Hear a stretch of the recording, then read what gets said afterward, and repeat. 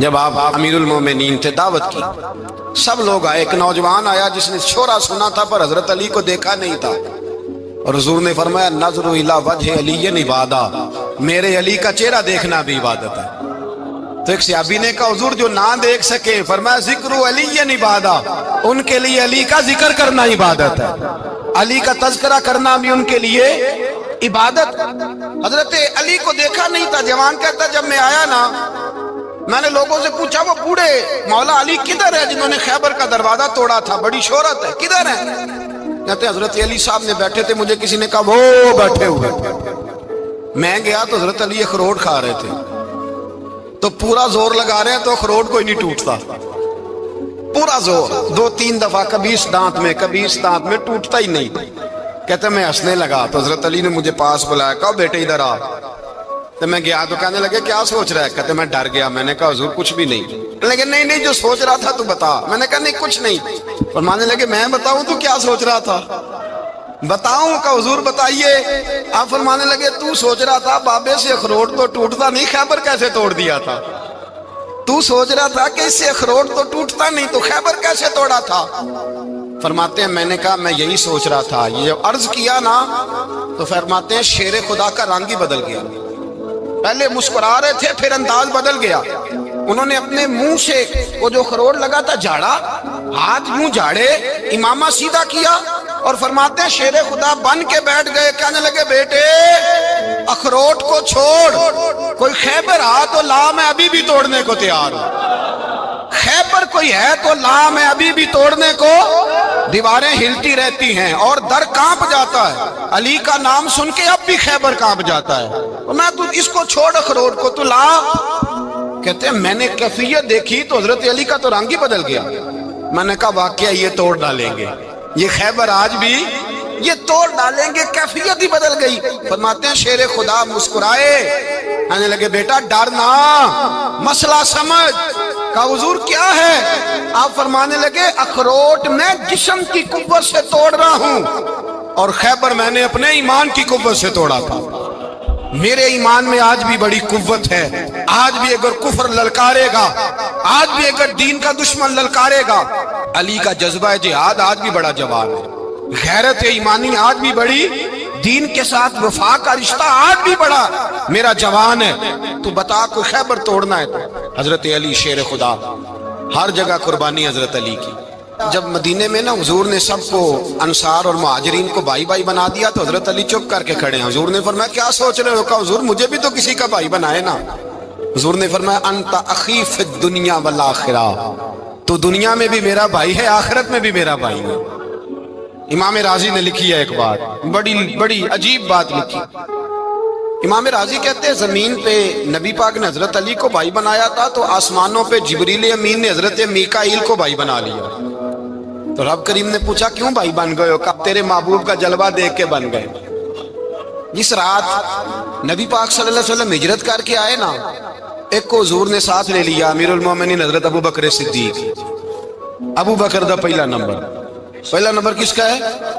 دوسرا، تیسرا، چوتھا، یہ سبق بچوں کو یاد کرائیں۔ اب ہمارے لوگ مسئلے بھی قوالوں سے پوچھنے لگ گئے، فتویٰ بھی قوال کا چلتا ہے، اللہ خیر کرے۔ حضرت ابو بکر صدیق کو حضور نے ساتھ لے لیا ہجرت کی رات، اور مولا علی شیر خدا کو بستر پہ سلایا۔ رستے میں بھی بڑا خطرہ تھا پر بستر پہ اس سے زیادہ خطرہ تھا، اس لیے کہ جب چادر میں لپٹا ہوا کوئی شخص ہے تو کسی کو کیا پتا کون ہے، اگر آ کے وہ پردہ نہ ہٹاتے ایسے ہی قتل کر دیتے تو کیا پرسانے حال ہوتا، کچھ بھی نہ ہوتا۔ امام راضی کہتے ہیں رب کریم نے فرمایا جبرائیل میکائیل تم دونوں کہتے تھے ہم بھی بھائی بھائی بن گئے ہیں، بتاؤ تم میں سے کوئی ایک دوسرے پہ جان قربان کرے گا جان؟ فرشتے خاموش ہو گئے تو رب نے فرمایا اب نیچے ذرا جلوے تو دیکھو، علی میرے رسول پہ جان قربان کر رہا ہے، جاؤ دیکھو نا جا کے جلوے، تم تو بھائی بھائی بنے تھے۔ فرشتے عرض کرنے لگے مولا ہماری ڈیوٹی کیا ہے؟ فرمایا اب تمہاری ڈیوٹی یہ ہے کہ تم جاؤ زمین پہ 2 تلواریں لے لو اور علی کی چارپائی کے اوپر کھڑے ہو جاؤ، اس نے میرے مصطفیٰ پہ جان قربان کی ہے، اس کی جان کی حفاظت کرو۔ وہاں کھڑے ہو جاؤ۔ فرشتے بھی کرتے ہیں تعظیم میری، فدا ہو کہ ان پر یہ عزت ملی ہے۔ حضرت شیر خدا مولا علی ہر میدان میں اول، ہر جنگ میں پہل، السابقون السابقون اولئک المقربون، اللہ فرماتا ہے سبقت لینے والے سبقت لے گئے، آگے گزرنے والے آگے گزر گئے، اور یہی لوگ ہیں جنہیں رب کا قرب نصیب ہوا۔ حضرت علی نے مکان نہیں بنایا ساری زندگی، مکان نہیں بنایا، کوئی کاروبار نہیں کیا ساری عمر۔ اب اس پہلو پہ بھی ذرا غور کریں، حضرت علی رضی اللہ تعالیٰ عنہ نے کوئی بینک بیلنس نہیں بنایا۔ صحابہ کرام علیہم رضوان فرماتے ہیں بڑے بڑے رشتے آئے سیدہ فاطمہ کے لیے، بڑے بڑے امیر کبیر لوگوں، حضور نے فرمایا میں رب کے فیصلے کا انتظار کر رہا ہوں۔ ایک دن تینوں یار ان لوگوں کا خلوص دیکھے مولا علی کے ساتھ، حضرت ابوبکر، حضرت عمر، حضرت عثمان۔ حضرت علی ایک یہودی کے باغ میں مزدوری کر رہے تھے تو وہاں گئے اور جا کے کہا علی تو حضور سے سیدہ فاطمہ کا رشتہ کیوں نہیں طلب کرتا؟ تو حضرت علی کہنے لگے بھائیو نہ مکان ہے نہ گھر ہے نہ کچھ ہے، رشتہ کیسے مانگ لوں؟ کہا تو جا تو صحیح، ہمیں تو لگتا ہے رسول پاک تیرا انتظار کر رہے ہیں۔ مولا علی شیر خدا کہتے ہیں میں گیا اور جب میں حضور کی بارگاہ میں گیا تو انہوں نے مجھے تیار تھے نا، تیار کر کے بھیجا، مجھے لفظ بھی سکھائے کیا کہنے ہیں، لیکن جب میں وہاں پہنچا نا تو میرے اندر طاقت ہی ختم ہو گئی بولنے کی۔ سلام لے کے تو حضور کے پاس بیٹھ گیا، حضور نے فرمایا علی کیسے آئے ہو؟ تو میں خاموش، پھر پوچھا کیسے آئے ہو؟ میں خاموش، پھر پوچھا کیسے آئے ہو؟ میں خاموش۔ کہتے دلوں کا حال جاننے والے رسول نے فرمایا علی فاطمہ کے لیے آئے ہو؟ فاطمہ کے لیے آئے ہو؟